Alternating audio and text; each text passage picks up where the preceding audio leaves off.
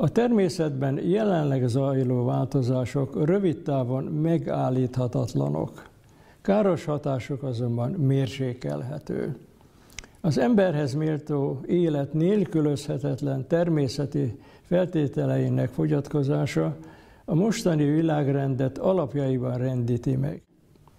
Az előttünk álló világméretű politikai és gazdasági válság azonban egyes régiókat, országokat nem egyenlő mértékben fogja érinteni. Sikeres helytállásra azoknak van esélyük, akik megőrizték vagy visszaszerzik ellenőrzés jogukat az erőforrásaik felett, mérsékelni tudják kiszolgáltatottságukat a világgazdaságban zajló változásoktól, képesek a demográfiai folyamatok dinamikus egyensúlyának fenntartására, életmódjukban alkalmazkodnak a természeti környezet adottságaihoz, és ennek megfelelő technológiákat és életmódot választanak.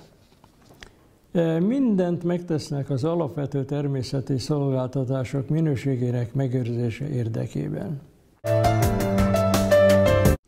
Azok ellenben, akik az elkerülhetetlen pályamódosításra túl későn szállják rá magukat, a legsúlyosabb megpróbáltatásoknak néznek elébe.